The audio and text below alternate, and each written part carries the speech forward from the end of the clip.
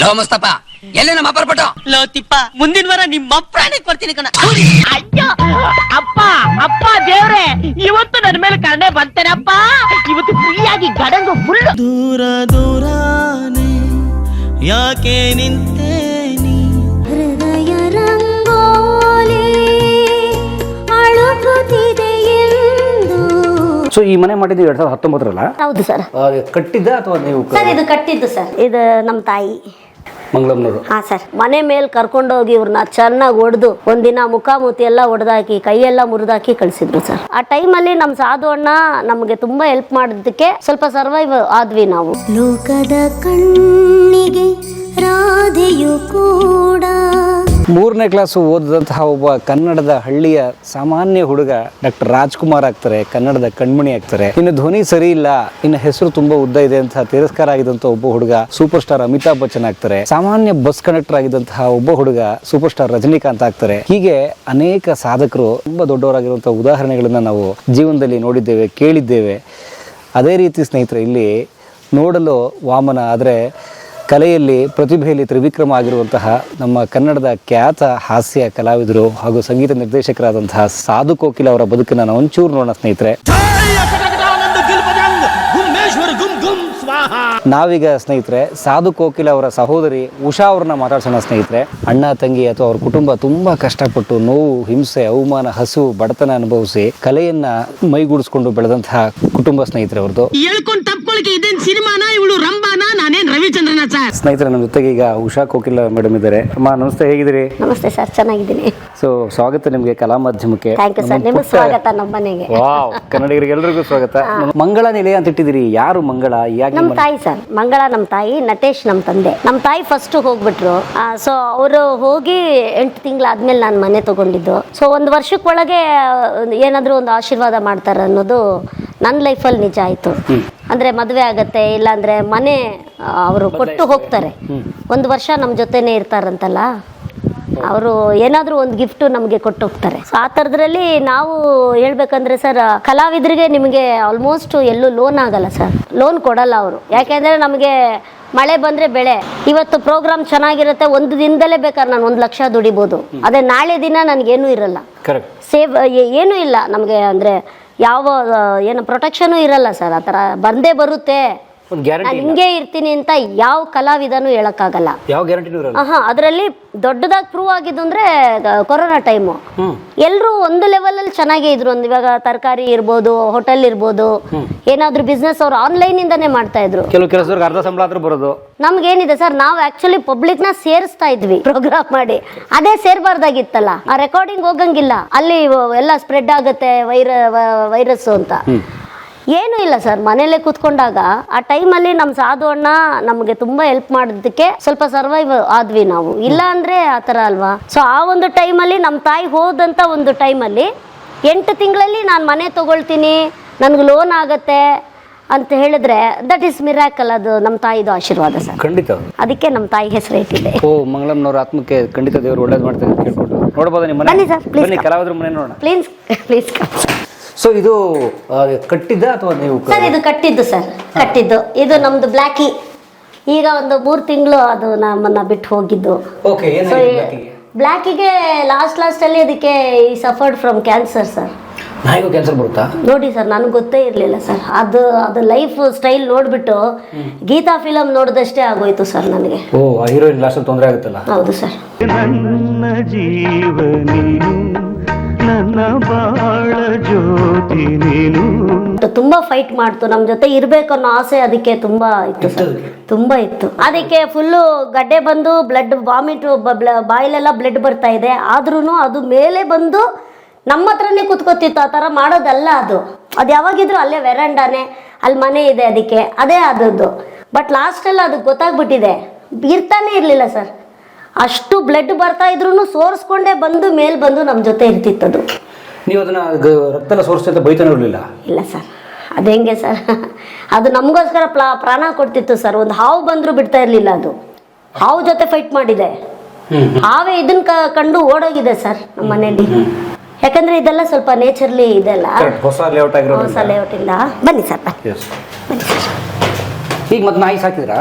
ಇಲ್ಲ sir place ಇನ್ನೂ Blackie place ಯಾರು ಬಂದಿಲ್ಲ ಇನ್ನು? ಪ್ಲೇಸ್ ಯಾರು ಬಂದಿಲ್ಲ. ಓಕೆ.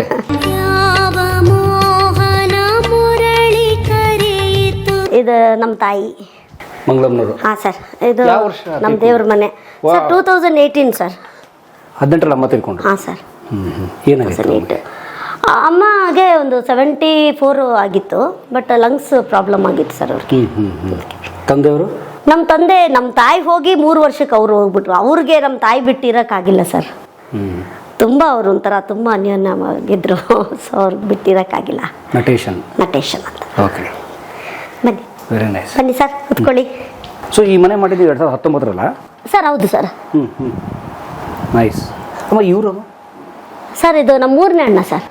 ಹಾಂ, ಅವರು 3ನೇ ಅಣ್ಣ.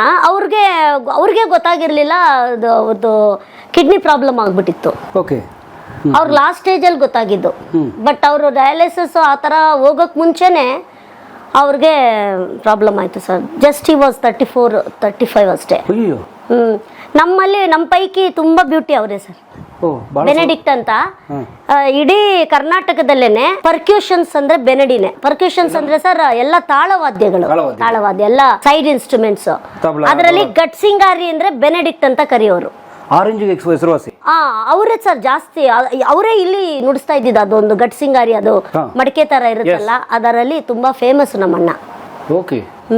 ಅವ್ರಿಗೆ ಯಾವಾಗ ಏಟ್ ಬಿತ್ತು ಅಂದ್ರೆ ಸರ್, ಅವ್ರಿಗೆ ಫೀಲಿಂಗ್ಸ್ ಆಯ್ತು ಯಾವಾಗ ಅಂದ್ರೆ ಕಂಪ್ಯೂಟರ್ ಬಂತು ಸರ್ ಲೈಟ್ ಆಗಿ. ಕಂಪ್ಯೂಟರ್ ಬಂದ ಮೇಲೆ ಏನಾಯ್ತು, 2014-15 ಆ ಥರ ಕಂಪ್ಯೂಟರ್ ಬರಕ್ ಶುರು ಆಯ್ತಲ್ಲ, ಅವಾಗ ಇವ್ರನ್ನೆಲ್ಲ ಸೈಡ್ಗೆ ಹಾಕ್ಬಿಟ್ರು ಸರ್. ಎಲ್ಲ ಅದರಲ್ಲೇ ಬಂದ್ಬಿಡ್ತಾ ಇತ್ತು. ಇವರೆಲ್ಲ ಇದೆಲ್ಲ ತಗೊಂಡು ಬಂದು ಫಿಟ್ ಮಾಡಿಕೊಂಡು ಒಂದೊಂದು ಗೆಜ್ಜೆ ಅಂದರೆ ಒಂದೊಂದು ಗೆಜ್ಜೆಗೂ ಒಂದು ಟ್ರ್ಯಾಕ್ ಫುಲ್ಲು ಒಂದು ಗೆಜ್ಜೆ ನುಡಿಸ್ಬೇಕು. ಆಮೇಲೆ ಏನಾದರೂ ಸರಿ ನುಡಿಸ್ಬೇಕು, ಅದೆಲ್ಲ ವೆಯ್ಟ್ ಮಾಡ್ತಾ ಇರಬೇಕು. ಎಲ್ಲ ಏನಿಲ್ಲ ಸರ್, ಒಬ್ಬ ಕೂತ್ಕೊಂಡು R8 ಇಟ್ಕೊಂಡು ಕೀಬೋರ್ಡ್ ಇಟ್ಕೊಂಡು ಎಲ್ಲ ಮಾಡಿಬಿಡ್ತಾ ಇದ್ದ. ಸೊ ಇಂಥವ್ರಿಗೆಲ್ಲ ಸಖತ್ ಏಟ್ ಬಿತ್ತು ಸರ್. ಅವ್ರಿಗೇನಾಯ್ತು ಅಂದರೆ ಅವರು ಮುಂದಕ್ಕೆ ಪ್ರಿಪೇರ್ ಆಗಿರಲಿಲ್ಲ ನಮ್ಮಣ್ಣ. ಅದೇ ಜೀವನ. ಯಾಕಂದರೆ ಅಷ್ಟು ಬ್ಯುಸಿ. ಕ್ಯಾಸೆಟ್ಸು ಸರ್, ಎಲ್ಲ ದೇವ್ರ ಹಾಡುಗಳು ಕ್ಯಾಸೆಟ್ಸು ಕಾಂಪಿಟೇಷನಲ್ಲಿ ಮಾಡೋರು ಅವಾಗಲ್ಲ.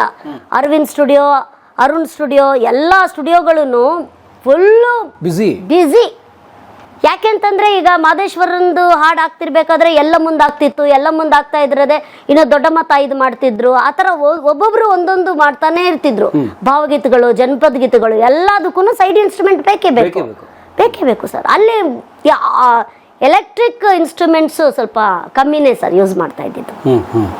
ಸೊ ಅದು ಬಂದಾಗ ಇವರು ತುಂಬ ಹರ್ಟ್ ಆಯ್ತು, ಪ್ರಾಬ್ಲಮ್ ಆಯಿತು ಸರ್. ತುಂಬ ಲಿವಿಂಗ್ ಲೈಫೇ ಪ್ರಾಬ್ಲಮ್ ಆಗೋಯ್ತು, ತುಂಬ ಕಷ್ಟ ಆಗೋಯ್ತು.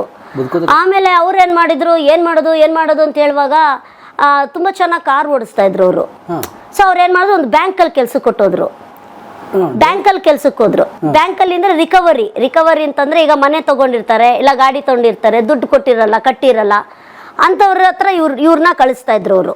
ಹೋಗಿ ರಿಕವರಿ ಮಾಡಿ ಅವ್ರ ಮನೇಲಿ ಇದಾರ ನೋಡಿ ಅಂದ್ಬಿಟ್ಟು ಒಂದು 4-5 ಇವರೆಲ್ಲ ಫ್ಯಾಮಿಲಿ ಎಲ್ಲ ಒಳ್ಳೆ ಫ್ಯಾಮಿಲಿ ಏನಾದರೂ ಇದ್ರೆ ಅವರು ಕಟ್ತೀವಿ ಸರ್ ಆ ಥರ ಎಲ್ಲ ಹೇಳಿ ಪಾಪ ಕಳಿಸೋರು. ಇವರು ಕೆಲವು ಕಡೆ ಎಲ್ಲ ರೌಡಿಗಳ ಹತ್ರ ಸಿಗಾಕೊಳ್ಳೋರು ಸರ್. ಅವರು ಮನೆ ಮೇಲೆ ಕರ್ಕೊಂಡೋಗಿ ಇವ್ರನ್ನ ಚೆನ್ನಾಗಿ ಹೊಡೆದು ಒಂದಿನ ಮುಖಾಮುಖಿ ಎಲ್ಲ ಹೊಡೆದಾಕಿ ಕೈಯೆಲ್ಲ ಮುರಿದಾಕಿ ಕಳಿಸಿದ್ರು ಸರ್. ಲೋನ್ ರಿಕವರಿ ಕೇಳಕ್ಕೆ ಹೋದಾಗ ಮೇಲೆ ಅವ್ರು ಉಳ್ಕೊಂಬಂದಿದ್ದೆ ಹೆಚ್ಚು. ಅಲ್ಲಿರೋನು ಯಾರೋ ಒಬ್ಬ ಹೇಳಿದ್ದಾನೆ, ಸರ್ ಇವ್ರು ಕಲಾವಿದ್ರು ಸರ್, ಇವ್ರನ್ನ ನೋಡಿದೀವಿ ನಾವು ಅಂತ. ಅವಾಗ ಇವ್ರನ್ನ ಮಾತ್ರ ಬಿಟ್ಟಿದ್ದಾರೆ, ಒಬ್ಬರನ್ನಂತೂ ಸಿಕ್ಕಾಪಟ್ಟೆ ಹೊಡೆದು ಬಿಟ್ಟಿದ್ದಾರೆ. ಆವಾಗ ನಮ್ಮಮ್ಮ ಹತ್ರ ಬಂದು ಹೇಳುವಾಗ ಅಯ್ಯೋ ಏನಪ್ಪ ಮಾಡೋದು, ಏನು ಹಿಂಗಾಗೋಯ್ತಲ್ಲ ಅಂತ. ಬಟ್ ತುಂಬ ಚೆನ್ನಾಗಿ ಸ್ಟೋರೀಸ್ ಬರೀತಿದ್ರು ಸರ್. ಅವ್ರು ಇವಾಗಿದ್ದಿದ್ರೆ ಈ ಸೋಷಿಯಲ್ ಮೀಡಿಯಾಯಿಂದ ಈಚೆ ಬರ್ಬೋದಿತ್ತು. ಇವಾಗ ಆ ಥರ ತುಂಬ ಚೆನ್ನಾಗಿ ಸ್ಟೋರಿ ಬರೆಯೋರು. ತುಂಬ ಚೆನ್ನಾಗಿ ಹಾಡ್ತಿದ್ದ, ಅಶ್ವಥ್ ಥರನೇ ಹಾಡ್ತಿದ್ದ. ಬಟ್ ಅವನಿಗೆ ನಮ್ಮ ಥರ ಧೈರ್ಯವಾಗಿ ಸ್ಟೇಜ್ ಮೇಲೆಲ್ಲ ಹೋಗಿ ಹಾಡೋ ಅಂಥದ್ದಿರಲಿಲ್ಲ. ತುಂಬ ಶೈ. ನಮ್ಮ ಅಣ್ಣ ಒಬ್ಬ ಇದ್ದ ಅಂತಾನೆ ತುಂಬ ಜನಕ್ಕೆ ಗೊತ್ತಿರಲಿಲ್ಲ, ಅಷ್ಟು ಶೈ. ಬಂದರೆ ಮನೆ ಒಳಗೆ ಹೆಂಗೆ ಓಡೋಗ್ಬಿಡ್ತಿದ್ದ ಅಂತ ಗೊತ್ತಾಗ್ತಿರ್ಲಿಲ್ಲ, ಅಷ್ಟು ಸ್ಮೂತು. ಹಾಗಾಗಿ ತೊಂದರೆ ಆಯಿತು ಸರ್ ತುಂಬ. ಆಮೇಲೆ ಏನು ಮಾಡ್ದ, ನಮ್ಮ ತಾಯಿ ಏನು ಮಾಡಿದ್ರು, ಯಾರ್ಯಾರ ಹತ್ರ ಏನಕ್ಕಪ್ಪ ಕೆಲ್ಸಕ್ಕೆ ಹೋಗ್ತೀಯಾ, ನಿನಗೆ ನಾನೊಂದು ಕಾರ್ ಈಸ್ಕೊಟ್ಬಿಡ್ತೀನಿ, ಈ ಗೌರ್ಮೆಂಟ್ಗೆ ಓಡಿಸ್ತಾರೆ ಗೊತ್ತಾ ಸರ್, ಕಾರ್ಪೊರೇಷನ್ಗೆ, ಆ ಥರ ಮಾಡು ಅಂಥೇಳಿ ಅದು ಗಾಡಿ ಓಡಿಸ್ದಾಗ ಅದು ಗಾಡಿ ಓಡಿಸ್ತಾ ಈಟಾಯಿತು, ಇಲ್ಲ ಸರಿಯಾಗಿ ನೀರು ಕುಡಿತಾ ಇರಲಿಲ್ಲ ಅಂತ ಕಾಣಿಸುತ್ತೆ. ಸೊ ಹಾಗಾಗಿ ಈ ಸಫರ್ಡ್ ಫ್ರಮ್ ಕಿಡ್ನಿ ಫೇಲಿಯರ್. ಯಾವ ವರ್ಷ ತಿಳ್ಕೊಂಡಿದ್ದ ಸರ್ ಅವರು? 2014 ಸರ್. ನಿಮ್ಮ ತಾಯಿ ಅದಾಗಿ ನಮ್ಮ ತಾಯಿ 2 ವರ್ಷ 3 ವರ್ಷಕ್ಕೆ ನಮ್ಮ ತಾಯಿ ಹೋಗ್ಬಿಟ್ರು. ಅವ್ರದ್ದೇ ಸರ್ ನಮ್ಮ ತಾಯಿ. ತುಂಬಾ ಆಸೆ ನಮ್ಮ ಅಣ್ಣ ಅಂದ್ರೆ, ತುಂಬಾ ಆಸೆ. ನಮ್ಮ ಅಣ್ಣ ಬೆನಡಿ ಅಂದ್ರೆ ತುಂಬಾ ಇಷ್ಟ. ಅದಾದ್ಮೇಲೆ ಸಾಧು ಅಣ್ಣ ಅಂದ್ರೆ ತುಂಬಾ ಇಷ್ಟ ನಮ್ಮಮ್ಮನಿಗೆ. ಯಾವುದೋ ಕಾಲಕ್ಕೆ ವರ್ಕ್ ಮಾಡಿರೋದು ಸರ್ ಅದೆಲ್ಲ. ಓಕೆ. ಅದು ಬಂದು ಚಿತ್ರಮ್ಮ.